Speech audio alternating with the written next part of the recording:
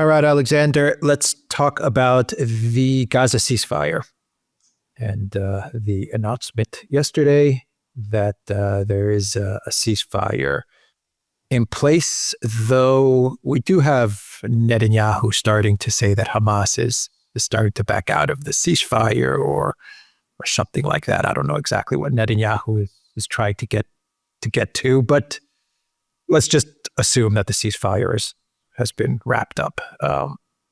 All the world leaders, most of the leaders involved in the ceasefire have announced that it's a done deal. Qatar, Biden, if you want to say that Biden was involved in this ceasefire, Trump. A lot of people say that Trump was actually the driving force in getting this ceasefire done. What are your thoughts on the ceasefire?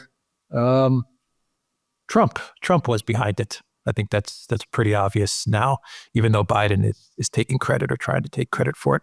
Actually, it looks like from various articles from Israeli media that Blinken was trying to sabotage many ceasefire attempts in the past. At least that's what the Times of Israel is reporting, and other Israeli media citing sources, negotiators, telling them that whenever they were close to a deal in the past, it was Blinken along with Netanyahu who would sabotage the deal. I don't know. That's what they're saying. Anyway, what are your thoughts on everything? Well, they're absolutely right about that, and we'll come to that in a moment. And can I also quickly say that there is absolutely no doubt at all in my mind that what has made us get a deal now is Donald Trump and his intervention and the way that he and his representative, Stephen Witkoff, gate crashed the negotiations in Doha and basically banged people's heads together and forced a deal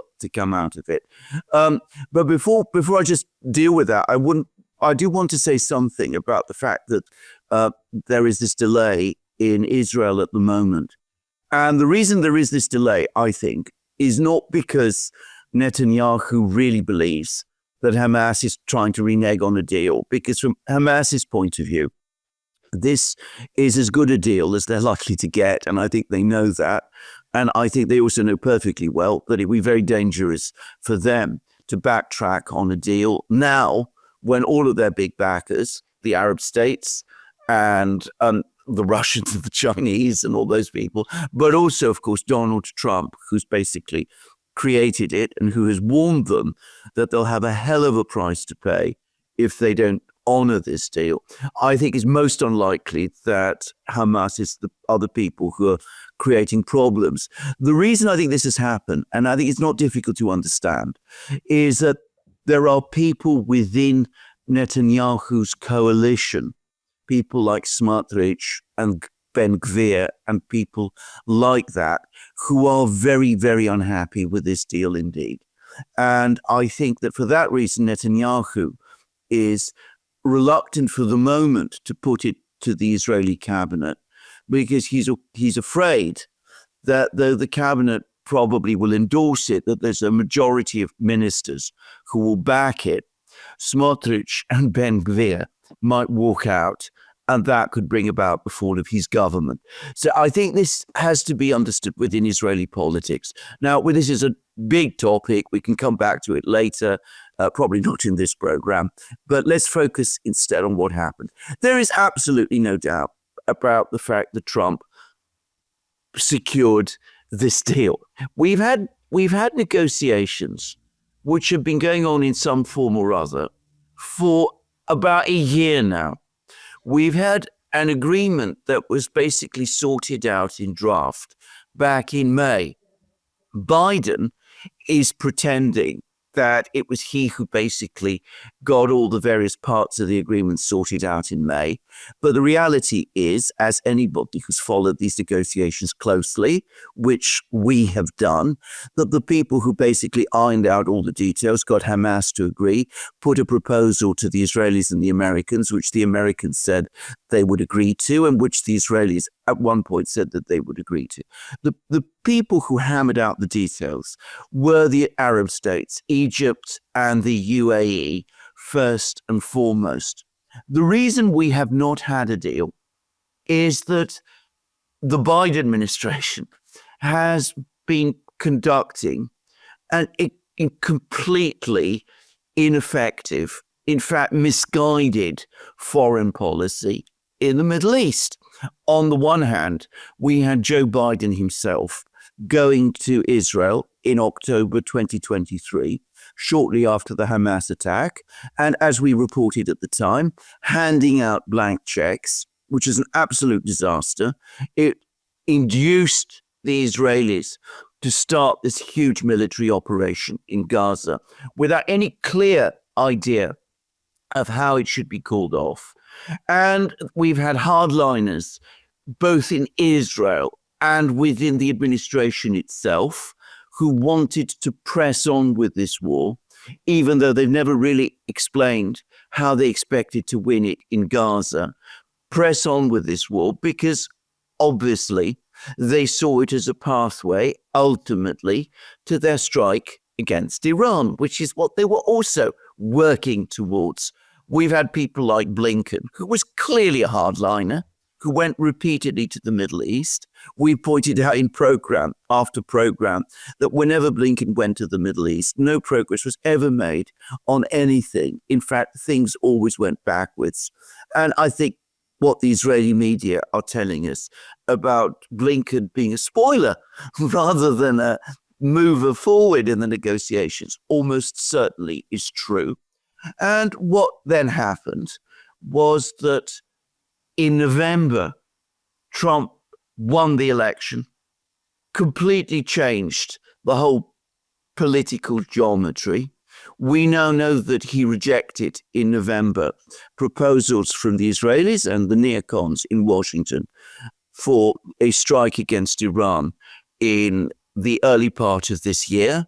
We have had a whole article about this in Axios. And he sent his envoy, Stephen Witkoff, to the Middle East. Witkoff, with Trump's backing, gate-crashed the negotiations in Doha, the negotiations for the ceasefire in Doha. He then apparently, and this is all in the Israeli media, telephoned Netanyahu's office and said that the deal was ready and he wanted to discuss it with Netanyahu. Netanyahu came back and said that he wasn't prepared to discuss it on that particular day because it was the Shabbat, and Netanyahu doesn't work on the Shabbat. Witkoff apparently exploded over the phone, according to the Israeli media. And we're taking all of this from the Israeli media. What they refer to as salty language was used. In other words, oaths and coarse language and shouting and whatever. And he said that he was coming to Israel, to Jerusalem, and he expected Netanyahu to meet him. And he came to Jerusalem and told Netanyahu that you must sign up to this deal and do so now. And that has put Netanyahu between a rock and a hard place. He's either got to sign up to the deal, which basically he has, because Trump is insisting on it and he doesn't want to quarrel with Trump. But he's now got the problem that he's made all sorts of promises to his hardliners, to Smotrich and Ben Gvir, about Gaza and about other things that it's now looking as if he can't honor. But to be clear again, it was Trump who ended this disastrous policy of drift that the Biden administration has followed for over a year, and who achieved the breakthrough in the negotiations in Doha, and who pushed the Israelis into finally signing off on a deal, which was certainly agreed in May, and which with minimal diplomatic action could have been agreed in February, in other words, a year ago. Yeah, that's the main takeaway, is that they could have gotten this deal 6 months ago or a year ago, Blinken and Biden. Yeah, they could have put pressure on Netanyahu and Israel to come to an agreement. Yes. What was the pressure that Trump placed on Netanyahu? Well, again, do we know? We don't fully know. But I'm going to say something, that there is a difference already in the feel, in the sense that we got with Biden throughout the last 4 years of his presidency, the impression of a president who basically was a neocon, who wrote blank checks to American allies, to Zelensky, to Netanyahu, who always sought confrontation with people that he saw as American enemies. And now we have a very different type of personality in the White House, one who is intent on asserting the authority of the United States, does so in extremely blunt and straightforward terms, and who's basically brought a stop to all the drift. Now, the United States has huge influence over Israel if it wants to use it. Netanyahu's domestic political position is precarious. I think that Netanyahu has probably made calculations that given how weak his own position in Israel is, given how Israel's geopolitical problems have been growing over the course of this year, he simply cannot afford to antagonize Donald Trump. So I think that's why the Israelis have caved. Netanyahu has caved. He's now dealing with a much stronger and more forceful personality in the White House, and we see the difference. Yeah, with a weak executive, with an incompetent and weak executive, Israel has leverage, but a strong executive, the United States can exert leverage. Yeah, that's what this shows us. Exactly. Biden White House, Blinken, incompetence, evil, because it seems like every time they were telling us they are trying to prevent a wider war, what they were actually doing, at least this is how it appears if you go off of the reports from the Israeli media, which claim that Blinken was sabotaging any progress towards a ceasefire all along the way over the past year. It seems like every time they were telling us that they're trying to avoid a wider war, what they were actually working towards was widening the war with the end goal of going after Iran. Exactly. And I wonder if they thought, if they calculated some of the neocons that even with a Trump victory, Trump would stay on the course to go after Iran. I wonder if they thought that would be a trajectory that would not be changed even with a Trump victory. I'm talking before the November elections, before the results. Absolutely. They thought, even if Trump wins, he'll still stay on this trajectory towards widening the war out and going after Iran. Absolutely. Now, we did a program about a week ago, 10 days ago, about an Axios article about a meeting between Jake Sullivan and Biden in the Oval Office. And I'm sure Blinken was there, in which, despite claims to the contrary, it's obvious that Sullivan was trying to persuade Biden to authorize missile strikes on Iran. Now, we were told that this meeting took place a month before the article was written, which would place it somewhere at the end of November, beginning of December. So after the election. And we discussed in that program that clearly what had happened, and we can now see it, and we can join the dots even more clearly. We're getting all this information from the Israeli media now about what Blinken was really up to, the fact that he was sabotaging peace agreements and working to expand the war, not to limit it. What was clearly happening was that we'd had a steady build-up throughout 2024 towards a big attack on Iran. And the idea was that they would have launched that attack after they won the US election. Now, they didn't win the US election. Instead, Trump won the election. And what we have now learned from another article in Axios is that there was another set of meetings, presumably in Washington, involving an Israeli official, someone sent by Netanyahu, in which it seems that Trump also was lobbied to authorize a strike on Iran. And Trump wasn't keen. In fact, he made it absolutely clear that he did not agree. And then it seems it was only after this meeting when it became clear that Trump was not going to agree to the strike on Iran that Blinken and Sullivan cobbled together this further meeting with Biden in which they tried to persuade the old man to agree to the strike on Iran in the last weeks of his presidency. And fortunately, perhaps because the Pentagon objected, or who knows for what reason, the authorization was not given. So we can see that there was a distinct pattern to work towards a war with Iran. And what stopped it in its tracks was the November election, Trump's victory, and Trump's determination that there should be no more wars in the Middle East involving the United States, and that the existing war, the one in Gaza, should be brought to an end. Right. So the pushback that you're going to get, Alexander, that we're going to get, is that absolutely Trump wants a war with Iran. He wants war in the Middle East. He's very anti-Iran, pro-Israel. Yeah. True. He doesn't like Iran. No. He despises Iran.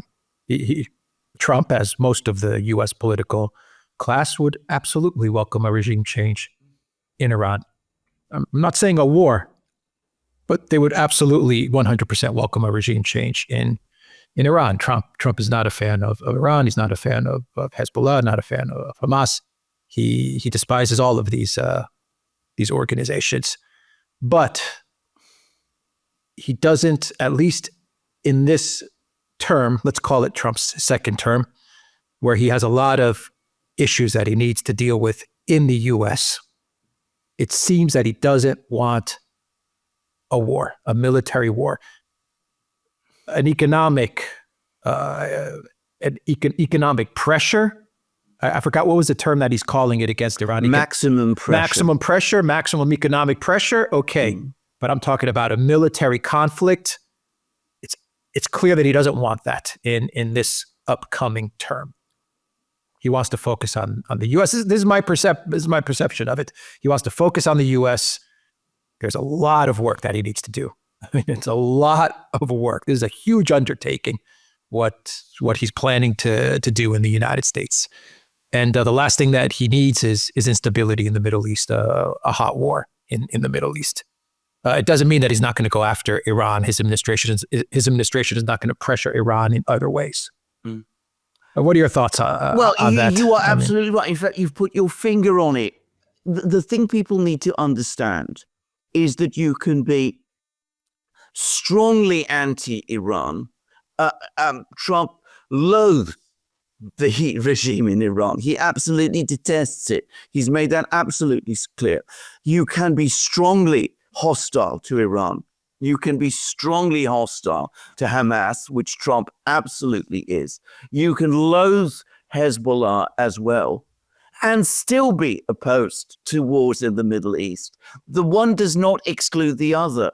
And I don't think actually it's different from his first term, because that was exactly the same policy that he had during his first term.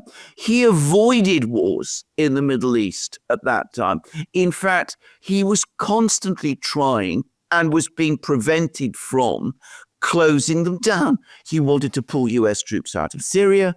He was intending to come to some kind of arrangement over Afghanistan, whereby the United States would extricate itself from Afghanistan. He wasn't too keen on the Iraq mess, and it made it absolutely clear that he thought that the George W. Bush's war against Iraq was a huge mistake. He wanted to end wars in the Middle East. He did not seek war with Iran during the time when he was president previously. What he wanted, and what he still wants, is regime change in Iran. But he wants regime change not achieved through a direct war with Iran. He wants to do it through massive economic pressure, maximum pressure, relentless sanctions. Probably he also wants to let loose all of the usual agencies that, organize regime change operations in various countries. And I'm sure he's going to try and do that in Iran again. And I think that's his policy, that the point is he does not want war in the Middle East. And the reason he doesn't want war in the Middle East is, I think, two reasons. First, I think Trump has a fundamental aversion to wars. Now, again, this is not because he's weak or soft. or because he's a peacenik or something of that kind.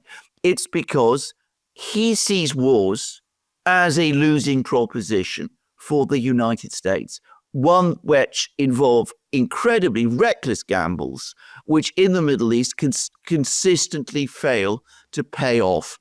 And that's one reason. So he's got an aversion to war as a solution to America's problems. That is one. And secondly, I think he perfectly well understands that if there is a war in the Middle East, it will absorb all of his energies and all of his administration's energies and divert him from the course that he really wants to take, which is about building up American power and American wealth back home. That's his priority. So he does not want wars in the Middle East. He wants regime change in Iran. He would like to see Hamas extinguished, if possible, but he doesn't think that war is the right way to do it. And by the way, he is absolutely right. I mean, I don't want to discuss the ceasefire now. I don't want to talk about the details of this. But remember, the original objective of this offensive, this military offensive in Gaza, was to destroy Hamas. A year has passed, more than a year has passed, and Hamas is still there. And according to reports in the Israeli media and the Wall Street Journal over the last couple of weeks, it's grown stronger. Now, Trump is not going to fall for the sunk costs fallacy. He's not going to double down on failure in the way that the Biden administration, Blinken and all of those people did. He says, look, you've not achieved all the things that you said you wanted to achieve. So I'm not going to waste time, resources, political energy, my own political credibility, drifting into a major crisis in the Middle East when I calculate that that is not in America's interests, or by the way, Israel's interests also. And I'm going to say something. There's going to be critics of all of this in the United States. I believe, however, that the vast majority of the American people, the people who voted for Trump, even many people who didn't vote for Trump, will prefer a president who makes decisions and who's able to act on behalf of the United States and assert its authority and move things forward further in a potentially constructive way to a president who spends all his time writing out blank checks. Yeah. Does this hold? This ceasefire hold? Well, as to that, we will see. I mean, a lot now depends on what happens in Israel. I mean, I think it will. I think Trump wants it. I think Trump will get it. I think people in Israel understand that that is what is going to happen. I think that the question in Israel is whether it will be Netanyahu who delivers it for Trump or someone else, because I think the pressure on Netanyahu from Trump is enormous and probably irresistible. But Netanyahu has the major problem of having to deal with his own supporters, or not his supporters, but his coalition partners who are very unhappy. Yeah. I was just thinking about the videos that we've done covering this, talking about how none of this had to happen. The conflict, the war, the death, the destruction in Gaza. If you really wanted to go after Hamas, there was a diplomatic way. We don't need to get into it again. No. You've explained it multiple times in great detail via the UN, via diplomacy. There was a way to choke off Hamas's financing without all the destruction. It's now very clear that the Biden White House wanted none of that. And as far as Trump goes, I was thinking about the many programs that we did during his first term when the tension rose with Iran, with Soleimani, and how there still is a bit of a misconception as to what happened there, where you had the likes of, I believe it was Pompeo and Bolton, who it looks like they're the ones that tried to get something going with Iran, and there was an off-ramp provided by Swiss mediators to prevent a conflict. between Iran and the U.S. I mean, I kind of remember everything that happened there with Soleimani. I remember Trump, it very well. Yes, Trump would go out and give speeches and say, I took out Soleimani because it's Trump, so he understood what he had to say, but he almost got baited into a conflict with Iran by the Hawks. Exactly. And it was with mediation that we avoided that in his first term. Well, these are warnings for what could come, though. I mean, absolutely. Why I'm saying this, why I'm bringing this up, is that the Hawks are not just going to leave this alone. No, they're not going to leave it. I mean, Trump is the same man as he was in his first term. I think that's the important thing to understand about the Middle East. The line he's taking now is exactly consistent with the line he took then. He didn't want a war with Iran. When the assassination of Soleimani took place, it looked briefly as if there might be a war with Iran. The hardliners, the Hawks, the neocons, Pompeo and Bolton were trying to engineer a war with Iran.